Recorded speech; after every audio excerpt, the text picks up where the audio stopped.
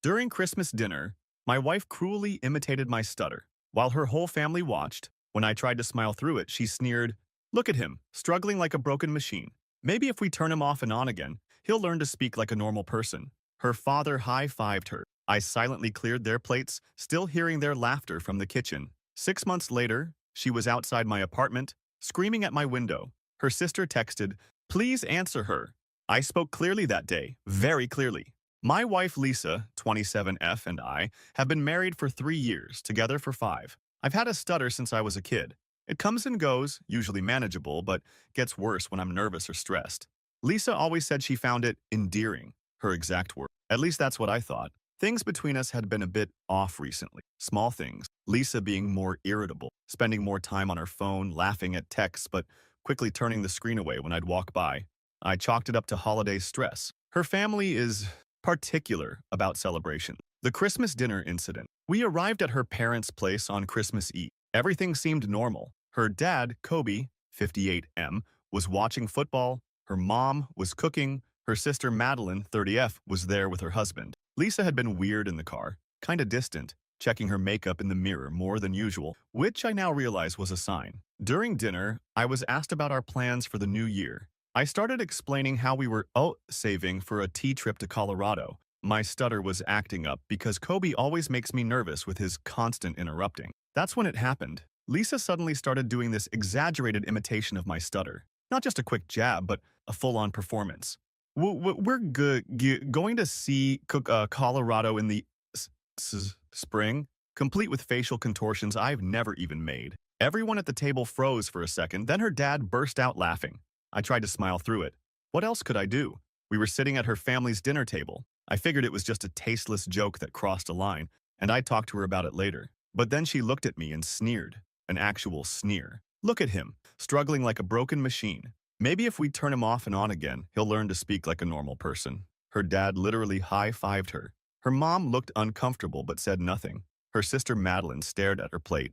I quietly excused myself and started clearing plates. As I stood in the kitchen scraping leftovers into the trash, I could hear them still laughing in the dining room. Kobe was saying something about how I can't even stand up for myself, and Lisa responding, "I know, right?"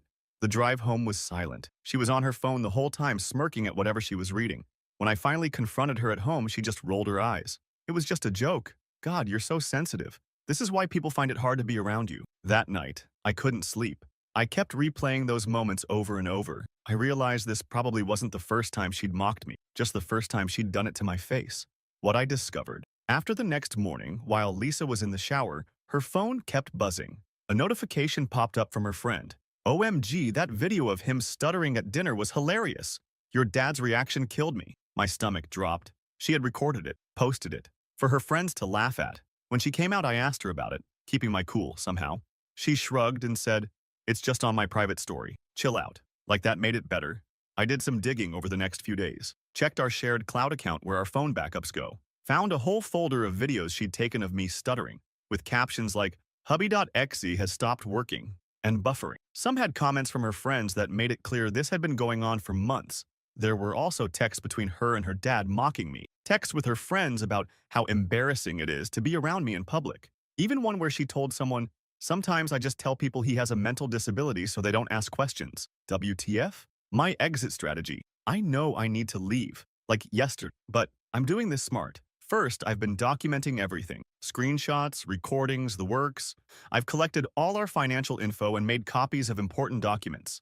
Moved them to a small storage unit I rented last week, paid cash. I quietly consulted with a lawyer. She advised me to keep things normal while I get my ducks in a row. So that's what I'm doing, playing the good husband while I plan. I've started moving small amounts of money to a separate account, nothing that would raise flags. Completely legal according to my lawyer since it's still within reasonable personal spending. I'm researching apartments, looking at places Lisa would never visit, taking inventory of what's actually mine versus joint property. I've been sleeping on the couch for a week claiming back problem. Lisa barely noticed, too busy with her phone and going out with friends to question it. The hardest part is pretending everything is fine, nodding along when she talks about future plans, smiling when her dad calls, acting normal when every fiber of my being wants to confront her about the videos, the texts, the complete betrayal of trust. But I'm not giving her any warning. The day I leave will be the day she realizes exactly what she's lost. I still can't believe this is happening. 5 years together, and I never saw this side of her until now. Or maybe I just didn't want to see it. All those times she'd get frustrated when I stuttered in public. All those sudden headaches when we were supposed to meet friends. Her constant need to answer questions for me in social situations. It wasn't protection. It was embarrassment. Tomorrow I'm meeting the lawyer again. The lease on our apartment is in both our names, but it's up for renewal next month anyway. My plan is to be gone before then. I found a decent place closer to where I work, and the landlord seems cool. I can move in next week if I want to pull the trigger. I keep thinking about that Christmas dinner, her laugh, her dad's high five, the way she looked at me like I was defective. It plays on repeat in my head. But here's the thing. My stutter doesn't define me. And soon, neither will she. We'll update when there's more to share. For now, I'm just focused on getting out with my dignity intact. Any advice from people who've been through similar situations would be appreciated. Update. First of all, thank you to everyone who commented on my previous post. I read every single message, even if I couldn't respond to all of them. Your support helped me stay focused during what has been the most surreal month of my life. So, many of you asked for an update, and boy do I have one. Quick recap. Wife, Lisa, 27F, cruelly mocked my stutter at Christmas dinner in front of her family. Discovered she'd been recording me stuttering for months to share with friends, and I started planning my exit strategy. What I didn't mention in my first post, for privacy reasons, was something that turns out to be pretty relevant. I work in the IT department at the same company where Lisa recently got promoted to account manager. Not on the same floor, not even in the same building most days, but technically the same employer. Small world, right? Except it's not a coincidence. We met at a company happy hour 5 years ago. The plan comes together. Remember I mentioned finding a new apartment? I signed the lease 3 weeks ago. It's nothing fancy, 1 bedroom, older building, but it's mine. The security deposit wiped out some savings, but worth every penny. I've been slowly moving essential items there when Lisa wasn't home. Clothes, electronics, important documents, family photos. My lawyer advised documenting everything about our finances before making any big moves. So I've been taking screenshots of our joint accounts, credit card statements, etc. Turns out Lisa has been spending way more than I realized on designer stuff she hides in the back of her closet. Tags still on. Found receipts for 4 handbags at over $800 each. Bought in the last 2 months alone, from our joint account. While gathering this info, I discovered something else. Lisa had been expensing personal dinners as client meetings at work. How did I find this? She used our joint credit card for girls' nights, but submitted the same receipts to her company as business expenses. Double dipping, not once or twice, at least 18 times in the past year. This is where things get interesting. The work connection. At my company, IT handles the expense report software, specifically, my team. More specifically, Maine. Part of my job involves system maintenance and occasionally helping the accounting department with technical issues related to these reports. I didn't go looking for this info. It literally came across my desk. Lisa had submitted a request to have some of her expense reports unlocked for editing. Standard procedure requires verification before approval. I recused myself from handling her specific request. Ethics, you know? But mentioned to my team lead that I had concerns about potential expense report irregularities. Not as her husband, but as an employee following company protocol. I wasn't even sure anything would come of it. My team lead passed it to accounting. Accounting did a routine audit. And well, they found a pattern. The business trip opportunity. Last week, Lisa mentioned she had a 3-day business trip coming up. Some regional meeting 4 hours away. She seemed excited. Mentioned it was a chance to network with upper management and make an impression. She packed her nicest outfits, left early Thursday morning. As soon as her location sharing showed she was halfway there, I executed the final phase of my plan. Rented a small moving truck, had 3 friends help move my remaining furniture, left behind anything we bought together, couch, dining table, TV, cleaned out my closet, bathroom items, gaming setup, changed my direct deposit information for my paychecks, transferred exactly half the money from our joint accounts to my new personal account, left her grandmother's ring she never wore on the kitchen counter, took the cat, she's technically mine from before we met, and Lisa never liked her anyway. By Thursday night, it was like I had never lived there. I even patched the nail holes in the walls where my posters had been. The financial aftermath. The timing couldn't have been more perfect, or worse from her perspective. While she was away, 3 things happened. The first round of accounting's investigation into her expense reports concluded our landlord sent the lease renewal notice, requiring both signatures. My lawyer finalized the divorce paperwork. I didn't plan for all these to converge at once. Sometimes the universe just has impeccable timing. My lawyer advised me to leave a brief note explaining that I was filing for divorce and that she would be served the papers formally. No emotional language, no accusations, just facts. My note: Lisa, I have moved out and am filing for divorce.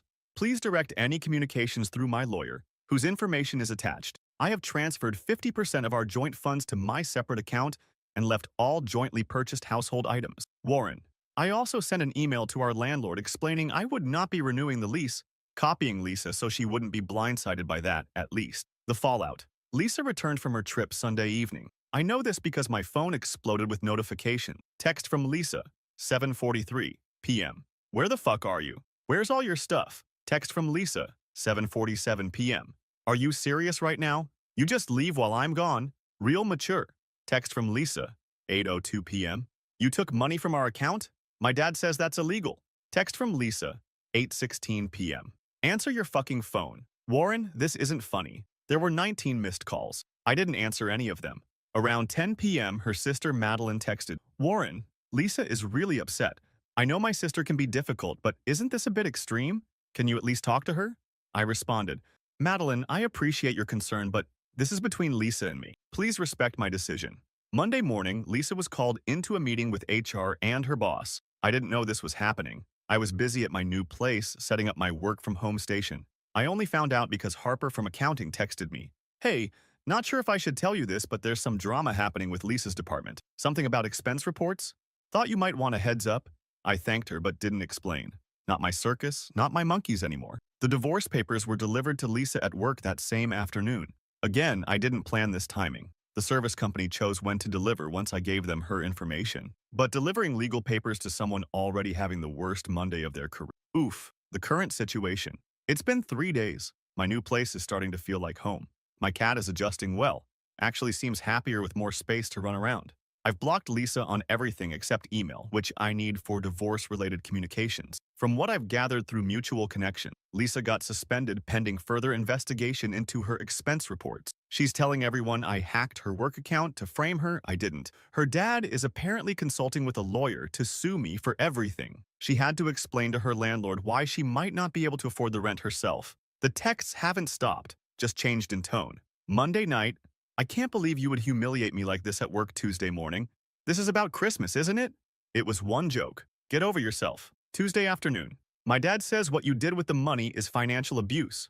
Wednesday morning. Please just talk to me. We can work this out Wednesday night. I'm sorry about the stutter thing. Okay? Is that what you want to hear? I haven't responded to any of them. My lawyer says I'm in a strong position.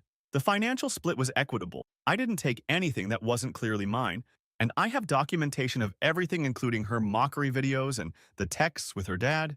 Does part of me feel bad about how everything aligned to basically nuke her life in a 72-hour period? Maybe a tiny bit. Then I remember her laughing with her dad about my speech, calling me a broken machine, and sharing videos of me struggling to talk. My stutter has actually improved since moving out. The constant anxiety of being secretly recorded is gone. I'm sleeping better, eating better. My therapist says this is common when removing yourself from a toxic environment. Next steps? Proceeding with the divorce, continuing therapy, and focusing on rebuilding. I'm not interested in dating anytime soon. Need to work on myself first. I know this was long, but a lot happened. We'll update if anything significant changes. Final update. It's been 6 months since my last update, and I wasn't planning on posting again. Figured the story was pretty much over. I moved out, divorce proceedings started, life slowly getting back to normal. Then yesterday happened. First, thanks for all the support on my previous posts. Reading your comments helped during some really dark moments. Special shout out to the fellow stutterers who shared their stories. Knowing I wasn't alone meant more than you know. Life after Lisa. These past 6 months have been transformative. Is that too cliche? Whatever. It's true. My apartment is fully mine now, decorated how I want. No one complaining about my nerdy Star Wars posters or gaming setup in the living room. My cat Pixel has claimed the sunny spot by the window as her kingdom. The dishwasher's broken and the upstairs neighbor plays bass at weird hours, but it's home. I've been seeing a speech therapist twice a month, not because I felt I needed to fix my stutter, but to develop better coping mechanisms for stressful situations. She taught me breathing techniques and ways to feel more in control when the words get stuck. It's been helping. A lot. Work has been surprisingly good. Got assigned to a new project that lets me work from home 3 days a week. My team lead Harper has been awesome. She even invited me to her birthday thing last month. just drinks at a local bar, but it was nice to expand my social circle beyond Lisa's friends and my friends. The divorce process has been moving forward, slower than I'd like. The legal system, am I right? But steady. Lisa contested initially, then went quiet for a while. Her lawyer reached out to mine a few times trying to negotiate terms, but nothing major. Last I heard, we were looking at finalizing within the next month or so. Oh, and I started hitting the gym. Nothing dramatic, just 3 times a week, basic stuff. Down 12 pounds and sleeping better. Amazing what removing constant stress from your life can do. What happened with Lisa? From what I've gathered through mutual connections and the occasional update from my lawyer, Lisa did get fired over the expense report thing. Not just suspended, full termination. She tried to blame me, claimed I hacked her accounts, but the evidence was pretty clear. She moved back in with her parents for a while. Yikes. Eventually got a new job, but definitely a step down from her previous position. Her dad finally stopped threatening legal action when his lawyer apparently told him there was no case. I kept her blocked on everything except email, lawyer's advice. Occasionally, I'd get messages from unknown numbers that were obviously her. Unknown, March 12th. Warren, please just talk to me. I'm struggling. Here unknown, April 3rd. I lost my job because of you. I hope you're happy. Unknown, April 17th. My dad says you planned this whole thing from the beginning. Did you? Was Christmas just an excuse? I never responded, just documented everything and forwarded it to my lawyer. Lisa's sister, Madeline, reached out a few times too.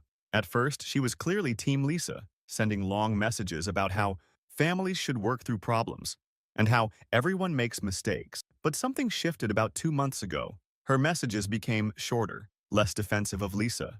Last month, she actually apologized for not saying anything during the Christmas dinner incident. Yesterday, I was having a pretty normal Saturday. Woke up, made coffee, played some Elden Ring while doing laundry. Around 2 in the afternoon, I ordered pizza and settled in for what I thought would be a quiet evening of binging that new sci-fi show everyone's talking about.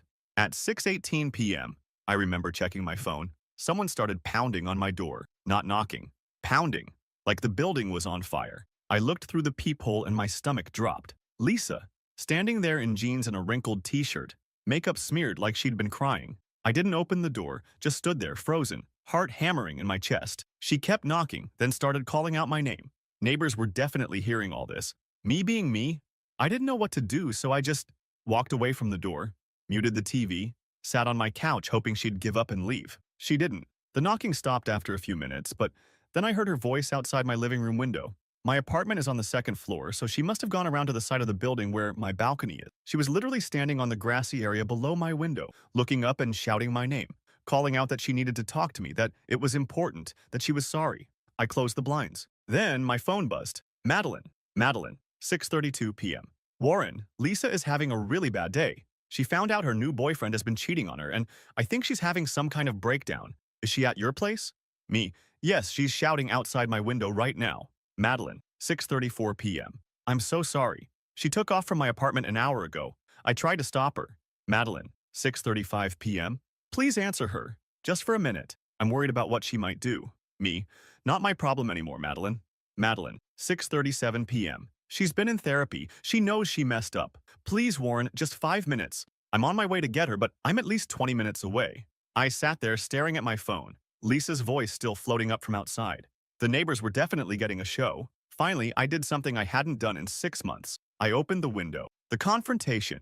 Lisa looked up. Mascara streaked down her face. For a split second, I felt that old pull. The instinct to comfort her, fix things, make it better. Then I remembered the videos, the laughter, the broken machine comments. She started rambling immediately, how sorry she was, how therapy had helped her realize how cruel she'd been, how losing her job and going through the divorce had humbled her. She said she missed me, that our new relationship had been a disaster, that no one understood her like I did. Then she said something that actually made me laugh out loud. She told me she'd never find someone as patient and kind as me again. Patient. The word choice was interesting.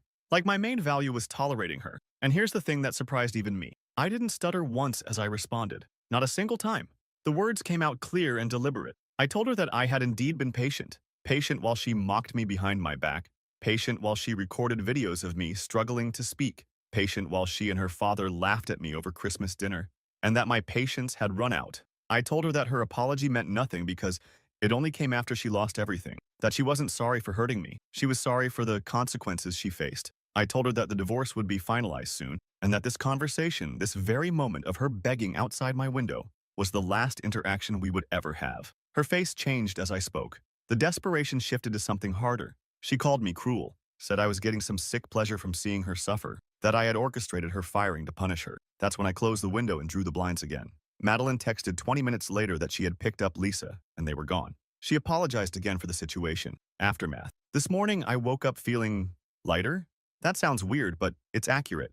Like I finally said what needed to be said, directly and clearly to her face. My speech therapist has been telling me that my stutter is often triggered by anxiety and feeling judged. Standing there, looking down at the person who had caused me so much pain, I felt neither anxious nor judged, just certain. The divorce will be final in 3 weeks according to my lawyer's latest email. I'm taking a week off to visit my parents after it's done. First real vacation in 2 years. Life isn't perfect. I still stutter sometimes. My kitchen sink has a leak I can't seem to fix, but I'm moving forward. To everyone who followed this saga from the beginning, thank you. Your support mattered more than you know.